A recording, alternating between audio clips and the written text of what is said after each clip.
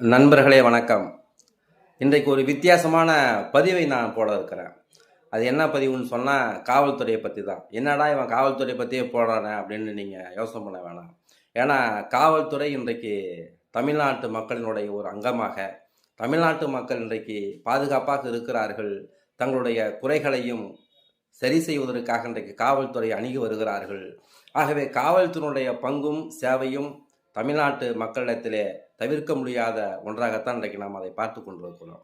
அந்த வகையில் நம்முடைய கடலூர் மாவட்டம் அண்ணாமலை நகர் காவல் நிலையத்தினுடைய ஆய்வாளர் திரு அம்பேத்கர் அவர்களை பற்றியான பதிவு இது. அவர் விருத்தாசலத்தில் உதவி ஆய்வாளராக இருந்த நாள் முதலாக நான் அவரை நன்கு அறிவேன். என்னோடு நல்ல தொடர்பில் இருக்கக்கூடியவர், நல்ல அதிகாரி. அவர் இன்றைக்கு ஒரு செயலை செய்திருக்கிறார். அது என்ன செய்யணும்னு பார்த்தீங்கன்னா, சிதம்பரம் ஒரு மிகப்பெரிய பகுதி, மிகப்பெரிய நகரம். அண்ணாமலை பல்கலைக்கழகம் இருக்கக்கூடியது, மருத்துவக் கல்லூரி மருத்துவமனை இருக்கக்கூடியது, மிக சிறந்த வளர்ச்சி அடைந்து வருகிற நகரம். சிதம்பரம் நடராஜர் கோயில் இருக்கக்கூடிய பகுதி, சுற்றுலாத்தலமான அந்த பகுதி. அங்கே நிறைய வங்கிகள் இருக்கிறது. இந்தியன் வங்கி, state bank of India, Canara bank, Karur Vysya bank, ICICI bank என்று அனைத்து வங்கிகளும் அங்கே இருக்கிறது.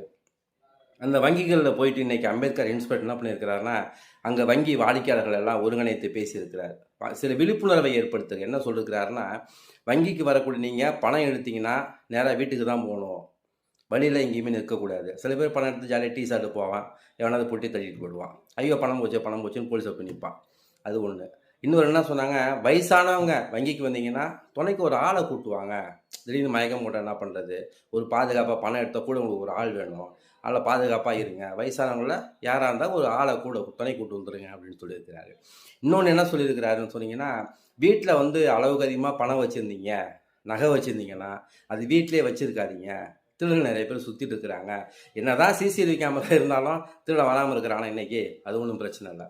அதனால் அந்த வங்கியில் உங்கள் வீட்டில் இருக்கக்கூடிய நகையும் பணத்தையும் வங்கி லாக்கரில் பத்திரமா நீங்கள் வச்சுக்கிங்க, அது உங்களுக்கு பாதுகாப்பாக இருக்கும் அப்படின்னு ஒரு விழிப்புணர்வை ஏற்படுத்தி இன்றைக்கி ஒரு நாள் முழுக்க அந்த விழிப்புணர்வை எல்லா வங்கியிலும் போய் இன்றைக்கி அவர் ஏற்படுத்தியிருக்கிறாருன்னா, அவர் இந்த மக்கள் மீதும் எவ்வளோ நம்பிக்கை வைத்திருக்கிறார், காவல்துறை மீது எவ்வளோ காதல் கொண்டிருக்கிறார், இந்த மக்களுக்கு நம்ம எந்த சேவை செய்ய வேண்டும் என்று நினைத்து அந்த சேவை இன்றைக்கி செய்து கொண்டிருக்கிறாருன்னா, தமிழ்நாட்டில் இதுவரைக்கும் எந்த ஒரு இன்ஸ்பெக்டரும் எந்த ஒரு வங்கியிலும் போய் இது மாதிரி விழிப்புணர்வை ஏற்படுத்திய கிடையாது.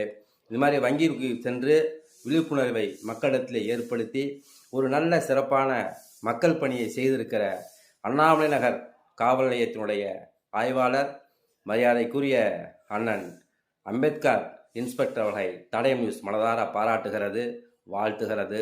நன்றி, வணக்கம்.